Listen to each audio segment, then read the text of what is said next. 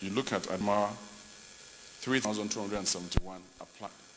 So you also see that the youth are beginning to trust government to say, we have this program. Can you apply? Flip the next slide. So in a way, we're also bridging that trust, this trust, we're bridging it. You go to Abia, for instance. Are we on the Abia page? 3,252 applied. Only 89 were successful. You go to Ekiti, 2,591 applied. It's just to give a sense of the fact that every single state benefited. But also we saw in Akwa Ibom, 5,594 youth applied. Only 94 were allocated. The next slide. And then we also broke it down to know what were they trained on. In the north, in the south, so we see green stimulus, we see Digital Youth Nigeria, we see the work experience program. The next page, please. We'll move quicker. So the next page, please. It just gives you an idea of the spread. Right, entrepreneurship. When you look at the first line on deal, the major ticket item to deliver on entrepreneurship was the Nigerian Youth Investment Fund. Let me say this as an aside. There's been no country in the world that has solved its youth unemployment problem without a deliberate policy of turning its youth, of turning our youth into entrepreneurs. So we thank Mr. President in July last year, approved the Nigerian Youth Investment Fund to the tune of 75 billion naira, 25 billion naira per year, 2020 to 2023. The next slide gives details about what is this Youth Investment Fund. It explains the processes that you have to go through. Most of this information are in the public space. Most of them are. The next slide. Now, this is where the rubber meets the road. So far, only 2.9 billion naira has been disbursed under the CBN NISA grant. That is, the CBN was asked to provide an initial funding so that we can get it started quickly. Of course, we have the 25 billion naira approved by Mr. President, and in the next 1 week or so, we should be able to draw the first 5 billion that we will use to pay our 25 to 30,000. Now, you can see on this side, you have full data. Total applications received so far for NYF, 3.3 million. Total cumulative approval, 7,000. Total disqualified, 282. Unqualified, 721. Total qualified applicants, 6,050. So far, we've disbursed 5,285. Those undisbursed is because their BVN is either wrong or we send money to them, it doesn't go in. Some of our youth also rejected the loan, saying it was not up to the amount they expected. Some said, no, we're not going to pay interest. Some said, look, we don't even need it. So, the next slide, please. We see testimonials from those that have benefited from it. Up on the corner is the day we launched it officially here at the banquet hall, alongside about 10 or 11 ministers that joined me to launch it. On that day, we also gave awards to the winners of our app challenge. About 10 youth got 1 million naira each. Another set of 7 or 8 got 500,000 each for participating in our competition. Now, we've decided that next slide, we're going to be evidence-based. I spend a lot of time on social media deliberately, and because we saw that the same pattern where people benefit from government policies and don't say a word about it. So we say, well, we'll start publishing the names of those that have benefited from this. And there was a bit of complaint earlier that people were not benefiting. But when we started publishing in batches of 500 and 1,000, the 5,000 plus people that have benefited, we took out the sensitive information. But you can see, this is evidence-based. We have the BVN, money was paid into the account from 1.5 million to 3 million to 2 million. And I think there's been no program of government that has delivered for our youth to place them on the path of entrepreneurship. Again, we thank Mr. President for this opportunity. Entrepreneurship, next slide. That's the Conga MOU that we signed, and I'm sure that the man with bald head, I think his bald head gives him away. That is Xerox, Leo Stan AK. He's been a worthy partner. I talked about the beneficiaries of NYF or our App Challenge, 500,000 each. They collected their money right here. I spoke about Titan, which is going around the country and having the youth pitch their programs. And once they finish, 1,000 of them will benefit automatically. 60-60, which then I spoke about Noah. Next slide. That's it. That's the screenshot of our website. It's called Nigeria Online Youth Assembly. Please, next slide. You recall that 2 weeks ago, we had the first ever National Youth Conference here in Abuja. We decided to use one of our facilities, the stadium, but also use the Velodrome. The Velodrome is an architectural masterpiece, the second best on the continent. And it's delegate-based, 10 delegates from every state of the Federation. Interestingly, every single state delivered 10 delegates to us. So we had full participation of all the states. But beyond that, we also had participating youth delegates from youth organizations across the country. We had planned to have just about 500. We ended up with about 800 youth participating on 2 days, 2.5 days. The focus, we had 3 thematic areas. The next slide. The overall focus was youth inclusiveness through education, innovation, technology, the soft power of sports, entertainment and creatives, politics, nation building, unity, peace and security. Those are the thematic areas. The next slide. It shows you just pictures of what happened.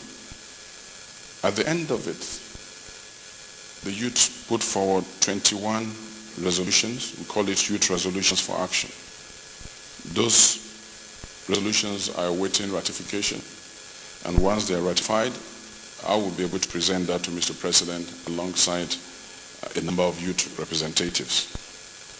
We had a number of youth ambassadors who worked actively. You can see some of them. Next slide. All right. So in a capsule, that's youth development. And you know, I know I'm under the hammer for time, but sports, I see some people are slightly more alert now. Am I right? Thank you. Sports development. From the onset, I tried to make a distinction. What is sports development? I found that in the past, sports development simply meant there's World Cup this year. You prepare for World Cup. You play the World Cup. You go to sleep. 1 year to the next World Cup start. There's Commonwealth Games. 6 months, you prepare. There is All Africa Games. You prepare. There's Olympics. That's been the rubric of a sports development, I dare say. But real sport development is a continuum. It's our grassroots. And when we check the national sports policy, that is exactly what it said. So we decided to go back to that sports policy and say, we will do grassroots sports development. And I often say, the gold is in the child. When you see the Williams sisters winning gold all over the place, the journey to that goal started when they were young kids, when their father was taking them to the courts. So we don't expect to have the Williams sisters in this country unless we start grooming them from the start. So we decided to focus on grassroots youth development. We have 2 major games every year. The first one is the National Youth Games. We've had it for 7 years in a row. It brings in almost 10,000 youth from across the country. They converge for about 7 to 8 days. They compete in 38 different sports. The last one was held 3 weeks ago in Ilorin. We ended up with about 328 talents. I was so excited about a deaf boy who won the 100 meters race, won the 200 meters race, and won the 400 meters race. Now, it should not stop there, because you must now take up this talent and groom them. And what we've done is we developed a talent hunt program that will capture these young ones as they are, put them on a path of scholarship, it's just some kind of educational subsidy. Also be there to sponsor them to continental events, but eventually feed them to the federations. The sporting federations have a responsibility to develop these people over time, working with the ministry, and then we can eventually unleash them on the world. So we've had the National Youth Games. The next National Youth Games will be next year, and Kano will be hosting the National Youth Games. When I came in, we had the All-African Games, which held in Casablanca. We ended up second. We won 127 medals. We also reactivated the Awesome Games. Awesome Games is for the armed forces. You recall in the past years, the Choma, Jungas, and the rest, the police and the armed forces supplied some of our best sprinters, and we felt we needed to go back to that. So Awesome Games, we brought it back so that we can harvest talent in almost every segment of our society. The Principal's Cup, dead for 25 years. The strength of our football, the Degbamis of this world, Amokachi, George Finidi, they all came through the Adebayo Principal's Cup. What happened? We walked away from it. So we don't have that incubator football process. And we've been struggling getting, local football talents, and they are bound. So we say we're bringing, and then we rechristened it the National Principal's Cup. We did a dry run this year with about 250 schools. The finals was played here. You can see some of the excitement. The second one will start before the end of the year. We have about 3,500 secondary schools participating, and the finals will be played hopefully in Abuja or Lagos. The Ed Sports Festival. The pandemic almost did us in. 3 times postponed. Eventually we pulled it off without a single COVID-19 pandemic. And I think a lot of credit goes to the host state, Edo State. A lot of credit goes to the staff of the Ministry of Youth and Sport. A lot of credit goes to the Presidential Task Force on COVID-19. A single COVID-19 death or casualty. And with more than 9,000, close to 10,000 athletes, and we saw them really shine. Long distance and middle distance, we see Kenya. They win all the gold medals. We decided that we're going to resuscitate, and we had the first boot camp sometime also the Mambila sports equipment and sports merchandise. So, the next slide. This policy is predicated on the 3 I's, 3 pillars.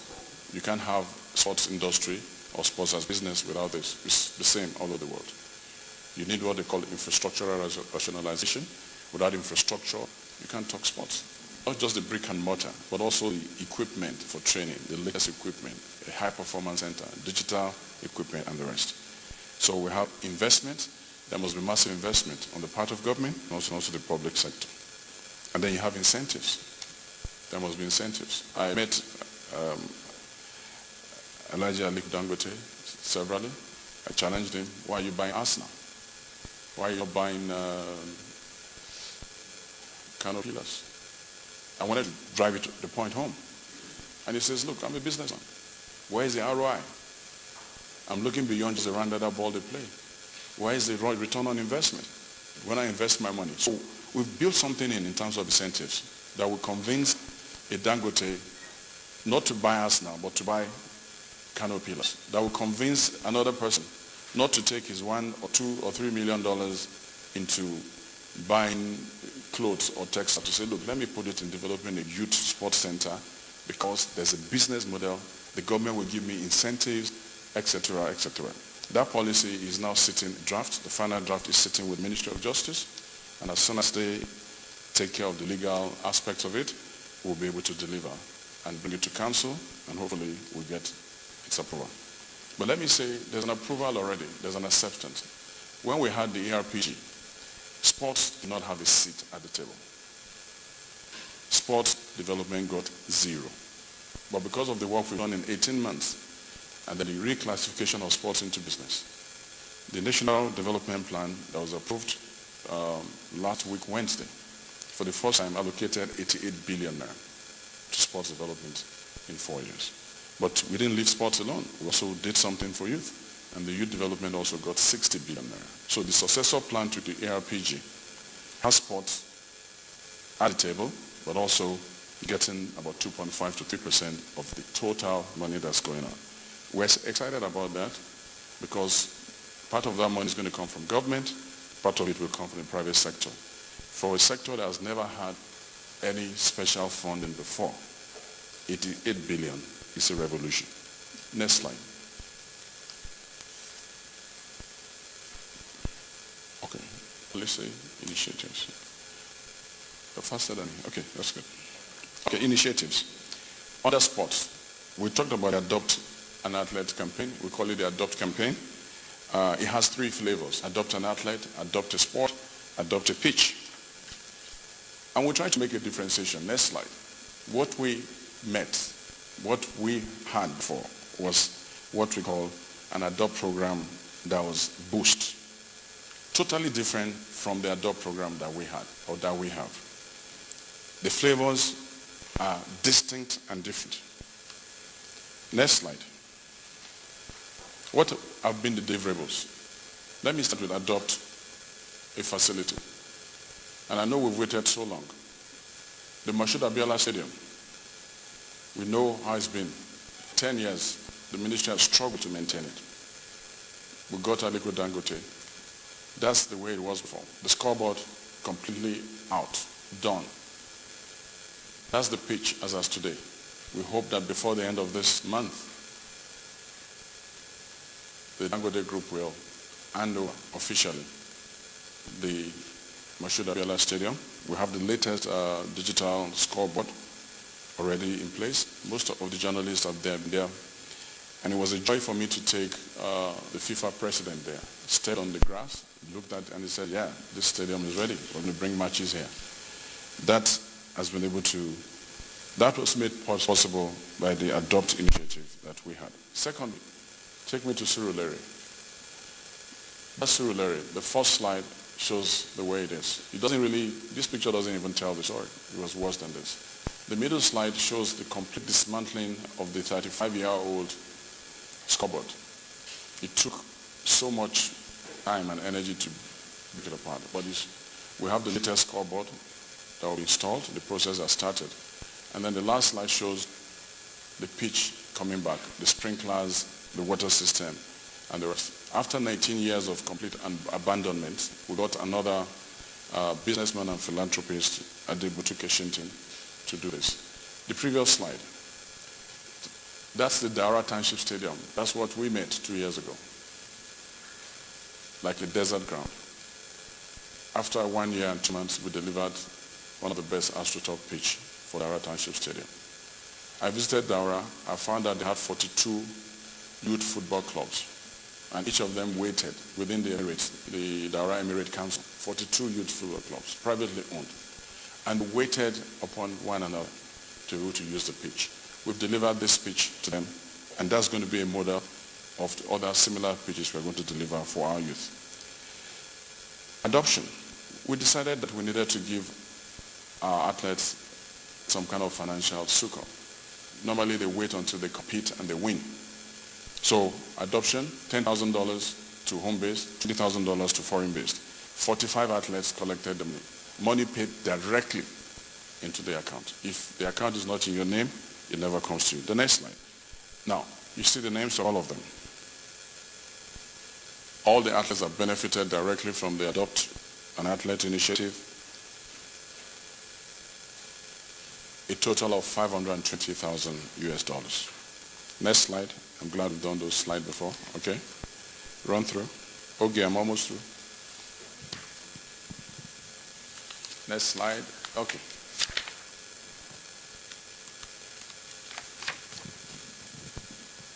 Initiative. Hall of Fame, of course, is there. Is opening up. We needed to work on it. The 60 sporting icons. Take me to NSC, the Nigerian National Sports Commission. The ministry has worked with the Senate Committee on Youth and Sports Development. We've had 2 public hearings. We believe strongly that the National Sports Commission should return. A new structure, a new orientation, benchmarked against similar. When you go to Sierra Leone, you have the National Sports Authority. It works very well. You also have the Ministry of Youth and Sports. The federations report to Sports Authority. The federations enjoy financial independence. The federations every year renew their operational license with the ministry and the authority. The federations only come to government when the athletes are submitted to the federal government to go and represent the country. We are going to return our sports development and federations to this path as soon as we have the National Sports Commission, so that our sporting federations can raise their money, be accountable to their board, leave government resources alone, but when it's time to go to the Olympics, we know the number of athletes you have, and then we'll pay. And that's going to solve a lot of problems. We hope that before the first quarter of next year, we're going to be able to deliver this, and that hopefully Mr. President will assent to the return of the National Sports Commission. I've talked about the grassroots development program. Flip through, you can see the young girl. Most of us have seen this. What's her name again? Shekinat. We finally got her into one of the Unity schools. Her education is going on. We can see the fish. He says he wants to run in the Olympics and win gold for Nigeria.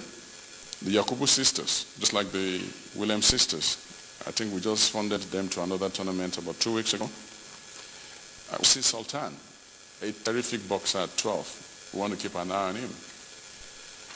And we see gymnastics. This girl lives in Abuja. She's been to my office. I've seen her. She's one of the best I've seen. And we're supporting her very closely. Chess. We have a lady champ. You can read that story. We're keeping an eye on that. Then we have the flyer. Oh, is that not, who's this? The flyer? Okay, good. Welfare, quickly. I'll take the rest in a couple of minutes. We had the COVID-19. We decided to raise about 11 million. We shared it to 250 athletes to help them with their welfare. We've also decided that we will, in our little way, support the families of some of our late heroes. That list will grow longer soon. Rashid Yakini's mother, Tom Okuraji's mother who died recently, Ali Jeje, his wife, Sunday Bada's mother, on and on. We've also supported others. You can see their names: Kaduri Kana, Sunday Boyge, Jerry Okurodudu, who we're trying to see what we can do for him now because his case has grown worse. Ikem Akariwe, a basketballer who we spent $32,000 to fix her leg. She's one of our best female basketballers right now. And then Funke Ashanaike, table tennis. The next slide, please. We've also been able to help 2 of our young athletes, hugely talented, to get scholarships, and then we'll put them on the plane, paying for their tickets and support in the U.S. The next slide.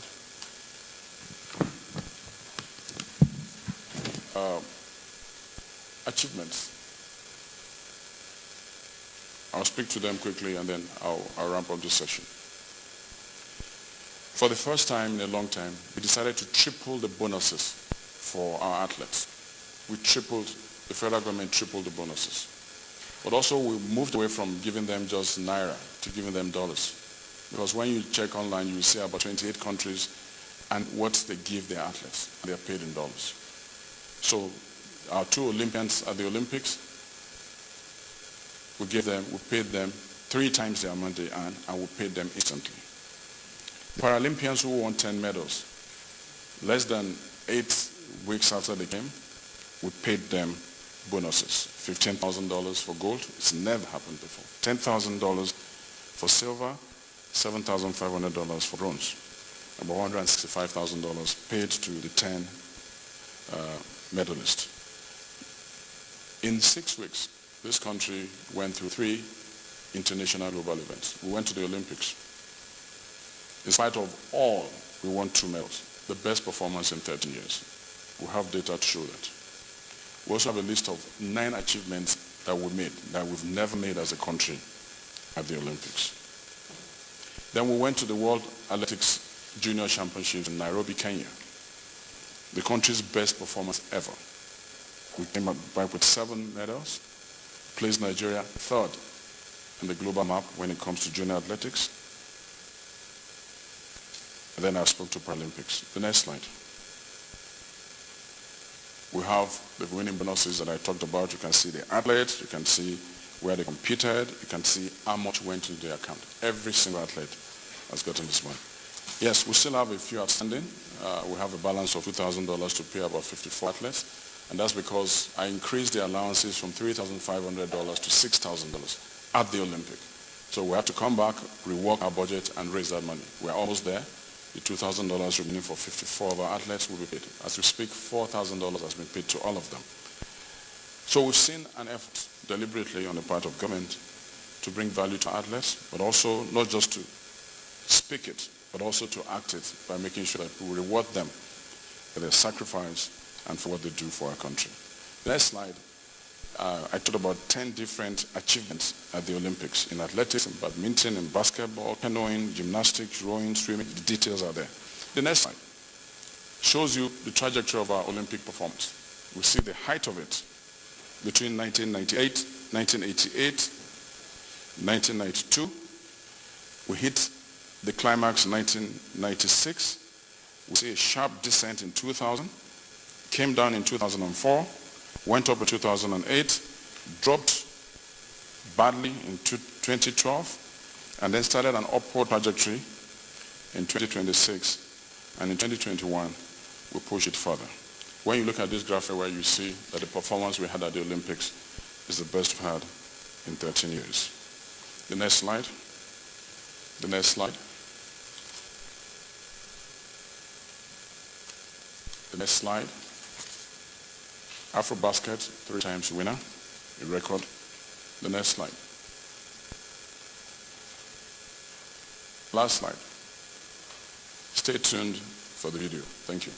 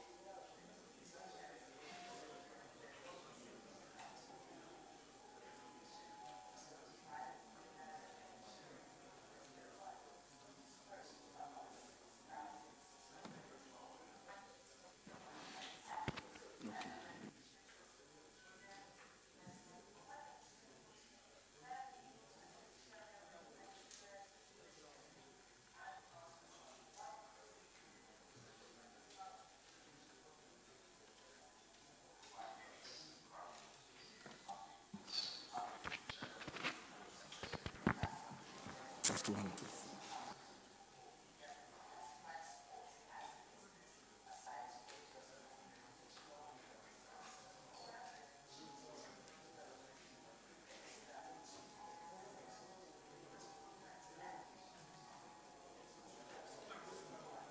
will take a while to no, it will take a while to come up.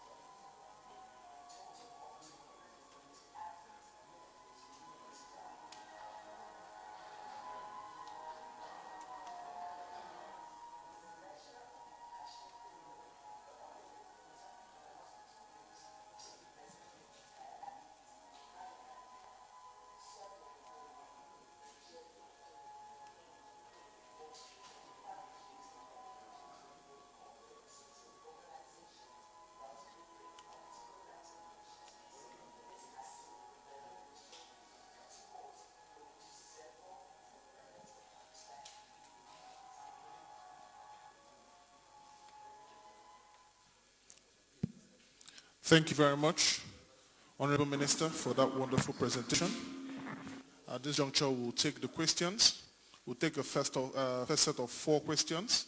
Then, after the Honorable Minister and his team handle that one, then we'll go to the second set. Okay, I'll start with my nearest person here, Stephen, Dr. Leon, yourself, and then Gloria. Then the next set will take those ones. I'll start with you, Stephen. Thank you, Honorable Minister, for that briefing. My question is centered around the issue of... Okay, I'm Stephen Angbulu. I write for the Punch newspapers. Sorry about that. My question is centered around the issue of trust, where you mentioned that your ministry is working really hard to bridge the trust between the government and the youth. Now, we understand that many Nigerian youths at the moment feel quite betrayed based on the report of the JPIs recently published. And we want to know what your ministry is doing in that regard to build this trust back, more like to heal the process back again, to bring them to trust the government with information and also other issues. And the issue of trust again, where Nigerian athletes, we've seen issues where Nigerian athletes go to participate in the Olympics for other countries. And you've mentioned that your ministry is doing a good job, even up tripling the bonuses of athletes and even paying bonuses, huge bonuses.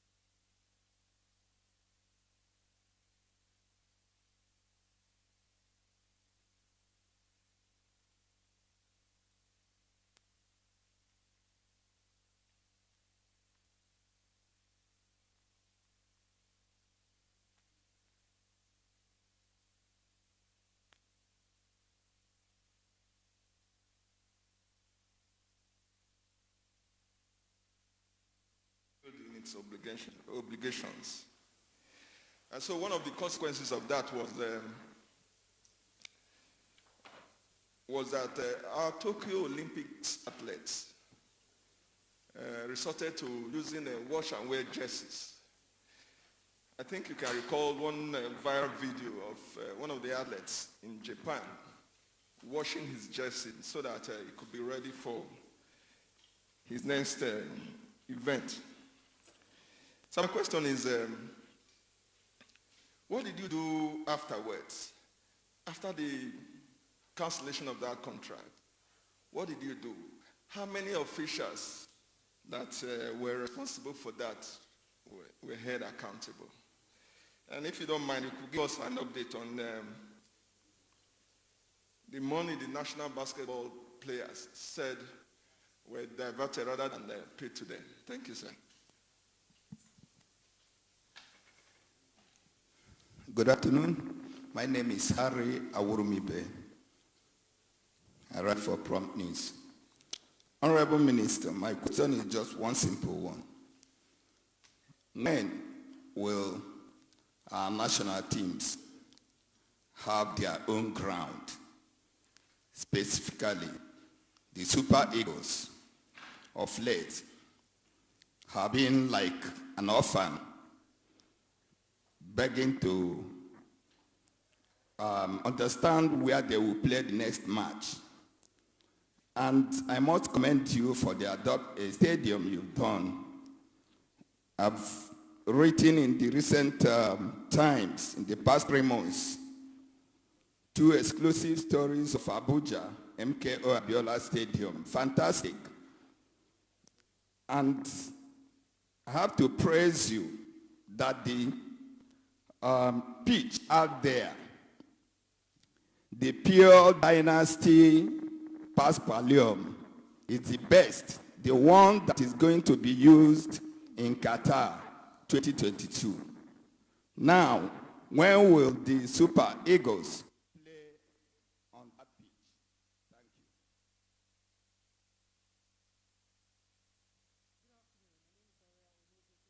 Channel Television. Can you confirm real quick the status of Gernot Rohr, the Super Eagles coach? Has he been sacked or asked to resign? Thank you. Okay, let's take the floor.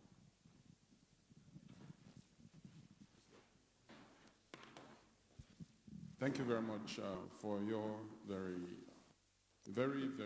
important questions. I thank you for your questions. I'll take it from the first question from the Punch newspapers. The issue of public trust and where the needle stands is something that almost everybody is aware of. It is not something that is common only to Nigeria.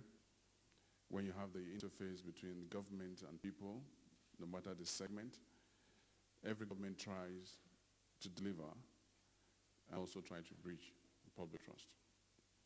I cannot speak for the assignment I've been given when it comes to the sporting audience and also the youth audience. And part of what I said was that very often when we see MTN advertise and say we have opportunities for graduates, 500 graduates to intern or to do a course, we see over 10, 20 million youth apply because they trust MTN. So we looked at that model and said, well, we found that most people don't really trust government programs. We did an audit and we found that 42 different youth-focused programs in the last 6 years under the administration of President Muhammad Buhari. Most of these programs domicile in 7 different ministries and 12 different parastatals. We tried to see how many of our youth know about it. Most of them know about it, but will not apply themselves to the application process because they don't believe they can benefit from it. So we decided to make a difference. We're going to change the onboarding process of our youth to our programs and see whether they will respond. And that we work with data and facts. Part of the slide I showed, we did a national template, looked for the best tabula rasa where the youth can engage. And we saw the massive number of those that applied across the country. From that data alone, the needle has gone up. And we can now see that if you make your process transparent, if you engage the youth on the platforms where they are all the time, the information gets to them, the awareness is there, then more youth will embrace government programs and will ultimately benefit from it. You look at the Nigerian Youth Investment Fund. When we opened our portal, close to 4 million Nigerian youth applied. That is some level of trust. It's never been done before. And our WEP program, which is 3 months, we're struggling because when we opened our platform, 81,000, we have the data, 81,000 youth applied. At a point, our website crashed and then we stopped because we didn't have the funding. I can't speak for the one-year Jubilees program, WEP, but I've seen the level of interest. So it's going to be brick by brick in terms of the programs we put forward, because for the youth, the engagement with government is about opportunities, is about transparency, is about trust. And I think that on that part, we want to stay on that path and see what further we can do. You talked about our athletes that run for the country, and I can tell you in 30 seconds, I engaged with 2 of them at the Olympics. And I asked them, what will make you come to run for Nigeria? Because these are stars. And he says, there are 5 things that the country I'm running for gives me. If you can deliver 3 for me, I'll come to Nigeria. What are these things? Full-time education scholarship, full boarding, health insurance, training facility, and the third one, I think, is a grant He said, these are the 5 things I enjoy. If you can give me 3 of them. So what has this government done? I told him, we are already on the path of that. I'll talk about scholarship. The NOC through the IOC. Toby Musa, more than 11 of our athletes that you see out there have been enjoying full scholarship from the IOC, International Olympic Committee, facilitated by the NOC, working in conjunction with the Ministry of Youth and Sports. The information and the data is there. What do you want to do differently? Find a way to increase share of them year in, year out on this scholarship. At the level of the ministry, you saw 2 of the athletes that we sent. The youngest athlete that won 4 gold in Nairobi, she's been supported to some extent by the ministry. The young talents we're finding, we're placing them on some level of scholarship. I don't want to mention the amount. But also, there's also sports support. If they have to compete anywhere in Africa, we're able to buy their tickets, pay for their boarding, support their parents to follow them, because the role of the parent is very important. The final part of it is that when the sports industry policy is eventually delivered, we are building a sports development fund from where they can draw grants, they can draw scholarship funds, and can also support the development of our youth. Tribune, Doctor, thank you for your questions. The Puma deal, there's been so much about the Puma deal out there. Right now, as we speak, there's a court case going on at the Abuja Magistrate Court. Before we got there, there was a full police investigation by the IG of the Puma deal. Out of that investigation, what came out led to the court case.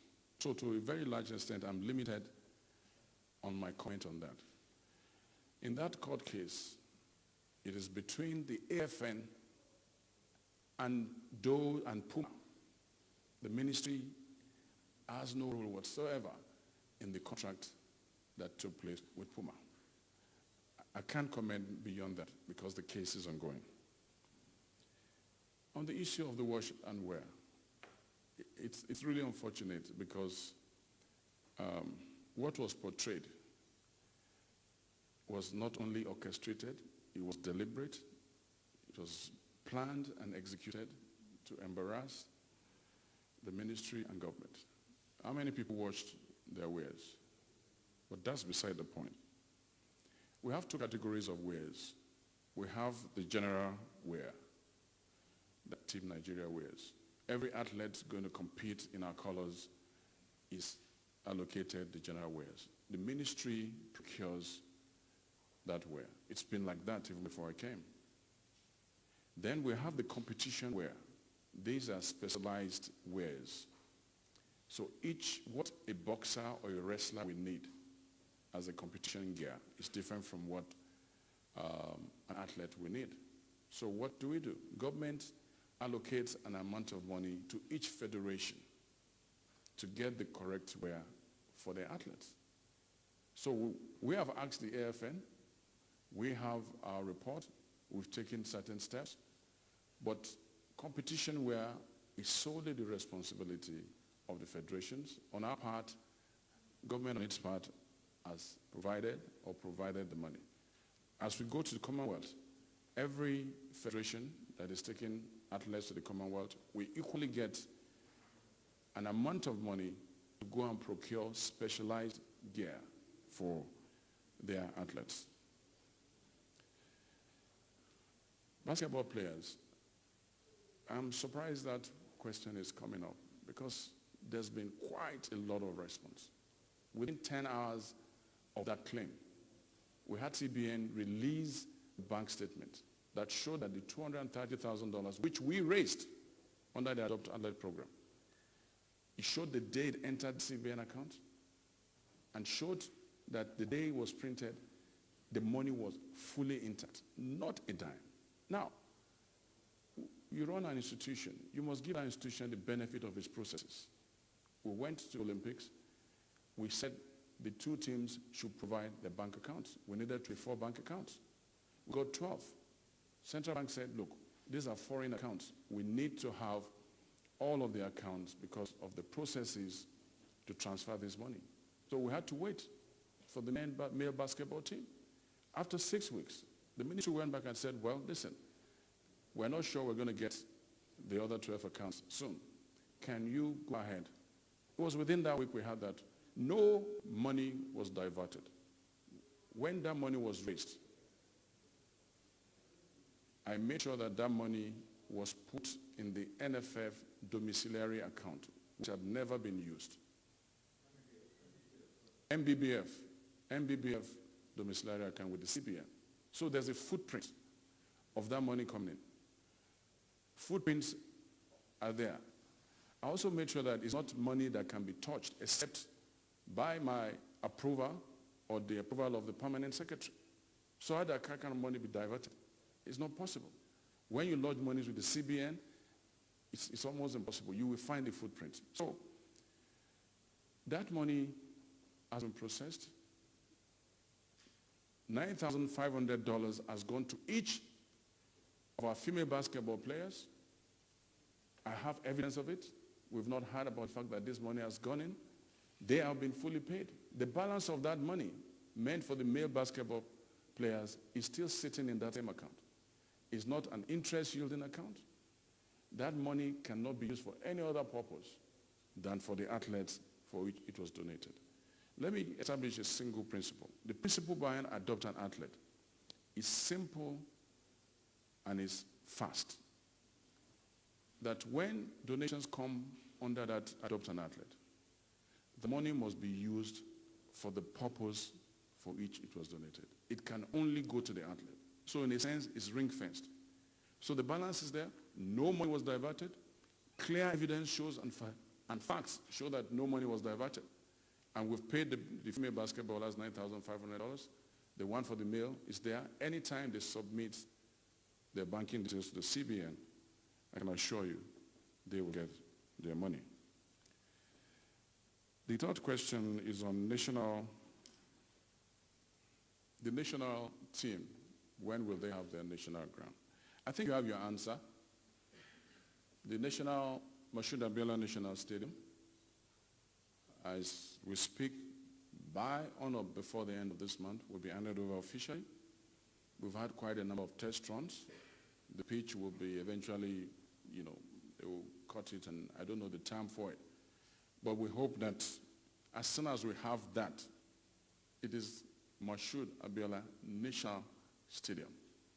That becomes, without question, that becomes the home pitch of the Super Eagles. If eventually Surulere comes on, then we're lucky. That means they have two home pitches, because in football, there is the home advantage.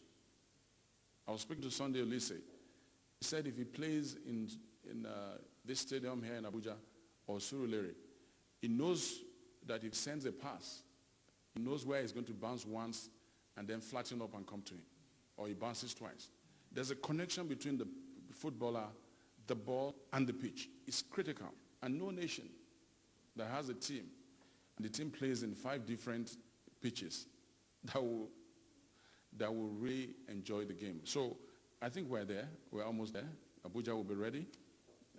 And then once it's ready, there's no question. Our national matches will play there. Lagos will be ready. Once it's ready, that will happen.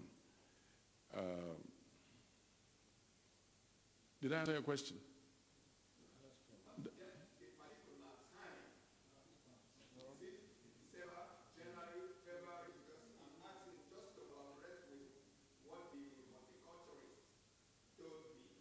So that means you should have more information than me.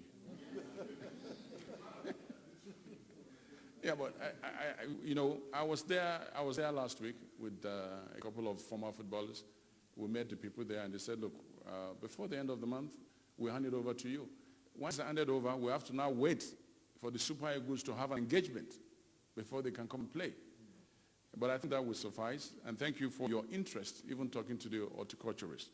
And that is important because we have a 2-year maintenance plan, and there's a nursery already.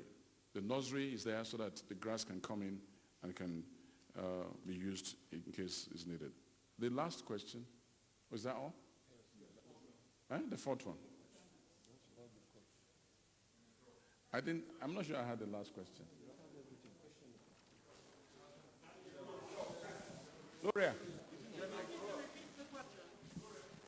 Is that Gloria? I know the question. Let me say this before I'm good. The Ministry of Youth and Sports Development, as we speak, is waiting. Once we have national matches like a standard operating procedure, first, the NFF will receive a technical report that analyzes the game. And based on that, it will be subject to review and scrutiny, benchmarked, and thereafter they take a decision, either about the players, either about the coaching staff or the technical crew. The ministry is waiting for that report from the NFF. What the report will contain, what it will recommend, I cannot say precisely, but if you allow me, I'll give the mic for a minute. I think that's where we are. I'm not sure it's going to tell anything different. Before the end of the week, we'll have that report, and that report will touch on many areas. We know what the concerns are. We know what the worries are. The Super Eagles must qualify for Qatar 2020. We know the power of football, and we will do whatever is necessary. We will make whatever amends is required. We'll be timely about it to make sure that Nigeria's football is of the highest quality and will play in Qatar. Because the president's charge is clear. When the FIFA president came, at the end of the president's speech, he said, Mr. President, see you in Qatar. We'll get there.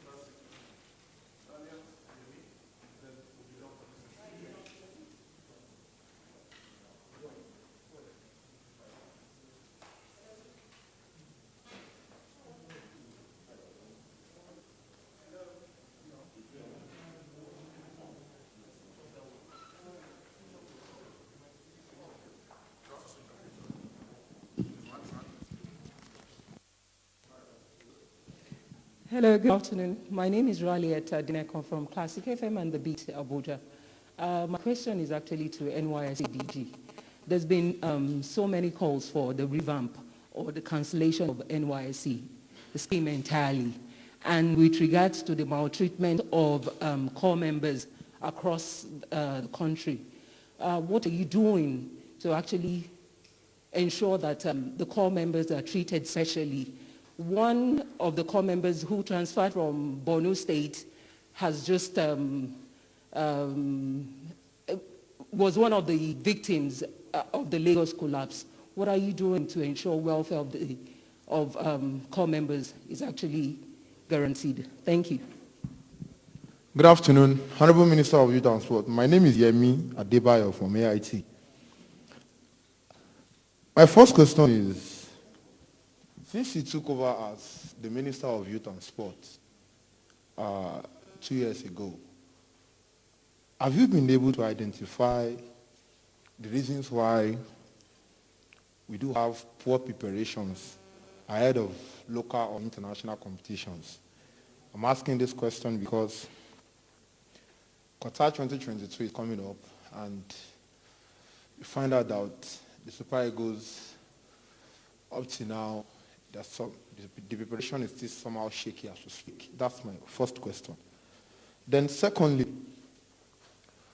You discover that most Nigerians prefer to watch European League rather than watch our own local league here. I want to find out from you, since you took over, what efforts are you putting in place as the minister to develop our own game, our own local league, to be up to standard, if not up to standard with the ones in the European that we watch almost.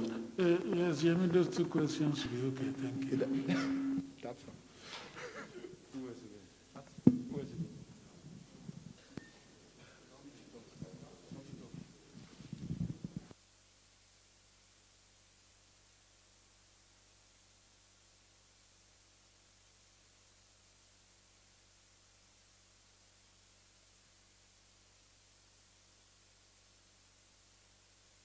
Thank you very much. I'm just going to take a bit of a bypass, but I'll take a stab. Then the DGNYC and the General Secretary of NFF will answer because I think that will help to give you a direct insight. Let me speak on the NYC, and I've spoken about it before, that the cancellation of the scheme at this point of our country's experience and national development will be like throwing the baby out with the bathwater. The contribution of the NYC scheme to national development and national unity has been audited, can be audited. The impact it has made on the lives of our youth. In our communities, we have communities that basically just wait for youth corpers every year to come and help them with their health facilities. Doctors, youth corper doctors who work for free and selflessly. We have the CDS program, multiple projects in most of our communities across the country are projects done by our youth corpers. And I don't want to talk about the soft side of the NYC, marriages, long-time friendships, and the rest. So as a ministry and government, what is the interest? We have started a gradual review, looking at the entire scheme and looking at areas in which we need to have a rethink, to make adjustments, to make it better. That's what happens to programs. You don't throw them out. The largest single concentration of Nigerian youth annually, 320,000, is the NYC. And when you audit their contributions in various spheres of our lives, there are organizations, the communities that would not survive without an input of youth corpus. But I think the experience, the experiential aspect of that one-year national service. And when you look at other countries, they don't call it NYC, but quite a number of them, even in the UK, there are similar services exist. So we'll try to make ours better. And I'll leave the DG to respond to the feedback on that question.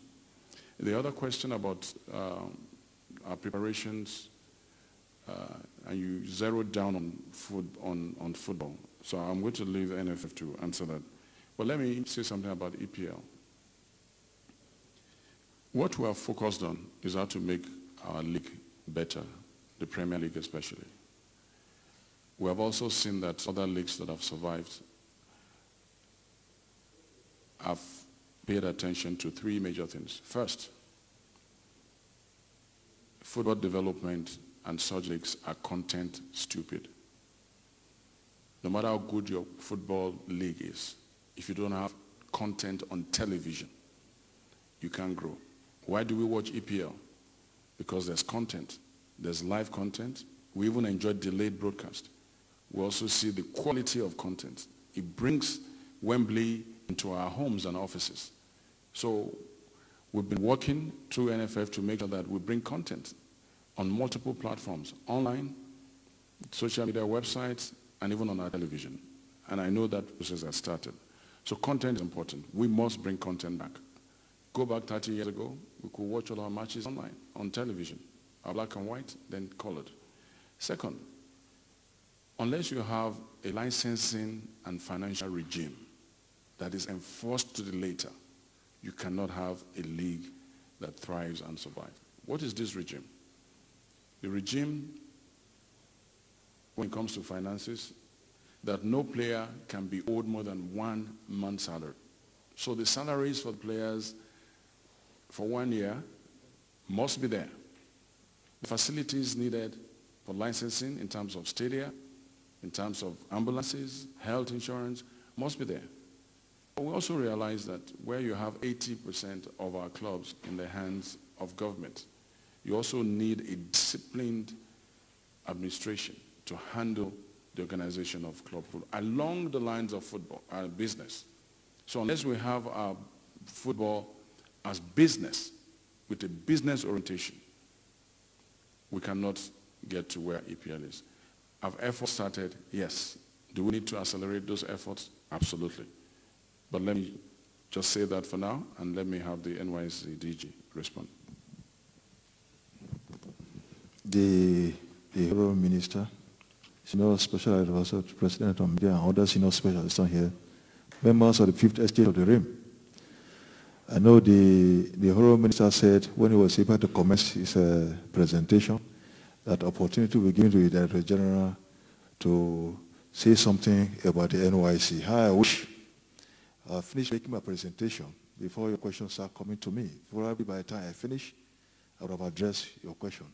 However, as we are talking now, we have what we call NYSC Core Employers Stakeholders Meeting. It's ongoing right now. This is where we have the opportunity to rub minds with our core employers where issues of this nature are discussed, and then we'll fine-tune to ensure that such thing does not repeat itself. On the issue of the core member that relocated, he was posted to Borno State, and once you have genuine reasons for relocation, it is granted.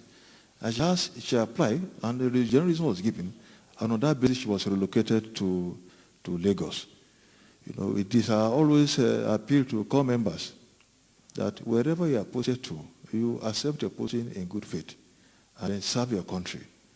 But faith, which we cannot see, played out. We pray that the Almighty God will have mercy on her soul and others that they pay the price on that collapsed building. But I can assure you, we do interface with our core employers, and we do really real out to them that under the condition that you grant permission to core members without our knowledge, because core employers have the right to grant permission to core members to travel. Because in the process, you made them inactive, and they perambulate about, and they will have issues of accident and other challenges. This will throw them. Under no condition should they maltreat our core members. And once you do so, such core employers are blacklisted. And this we have been doing. And it's very important from the fallout of the meeting we are holding, which we are going to conclude today, we will ensure that we implement the resolution for that meeting. Thank you very much.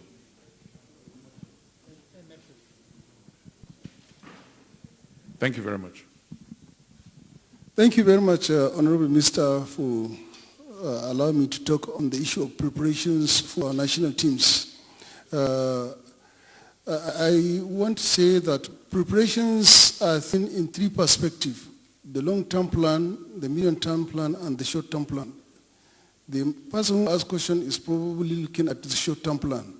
If you go memory, you will see that anytime we are planning for emergency sporting activity, we make sure that we utilize all the FIFA windows. And that was why we arranged quality-friendly matches with countries that we know are above Nigeria in FIFA ranking. It is not about the result. It is about seeing the players. We are incapacitated in our ability to play friendly matches and prepare anytime we want, because we are guided by FIFA regulations. You can only play friendly matches and prepare within the FIFA windows. And that was why when we were planning for the Dr. Aisha Buhari's Cup, we make sure that we use it within the FIFA window. And it was meant to prepare us for the African Women Championship qualifier. And so we actually don't work behind schedule. All our plannings are apt and straight to the point. Thank you very much, Honorable Minister. Thank you. Let me At this point, I appreciate the Honorable Minister for Youth and Sports Development for gracing this State House media briefing. Okay, the microphone. Sorry for the quality of production on our stationary microphones to get better. We want to thank the Minister. On this very, very busy day in the presidency, he has obliged us by coming. In the morning, the President received participants of Course 43 for National Institute of Policy and Strategic Studies. That event lasted for 2.5 hours. But the Minister waited a bit, and we started shortly behind time, and he has delivered. In about 30 minutes, again, the American Secretary of State is going to be here at the presidency. So it's a very, very busy day, but we are glad that the minister has come and he has delivered. My appeal to our friends in the media is to please do justice to all that he has given us. Not just one-off story. There are many angles we can play the briefing from. Let's do the best for the sake of youth development and for the sake of sports development in the country. Honorable Minister, we thank you, and we hope and pray that when next we ask you to come around, you will oblige us. We want to thank the head of agencies that came with him. We thank Mr. Ismail Abubakar, the permanent secretary in the ministry, Brigadier General Ibrahim, Director General, NYSC, Professor Olawale Morunkola, Director General, National Institute of Sports, Dr. Mohamed Sanusi, General Secretary, NFF, Mr. Ade Soji Eniade, Director General, Citizenship and Leadership Training Center, and Mr. Abayola, the Chief of Staff to the Minister. Thank you all for coming. I also want to appreciate members of the Presidential Communication Team for putting this together. Week after week, a lot of efforts go into putting these briefings together, and we want to thank members of the media, the press, State House press team for turning up each time we ask you to come. I know that a good number of you were at the State House Conference Center for the President's meeting with MIPS, and immediately you rushed there and you are here again. Thank you very, very much. It's all for our country. It's all for the government. It's all for our president. So we want to thank you for being partners in progress. Good afternoon. God bless.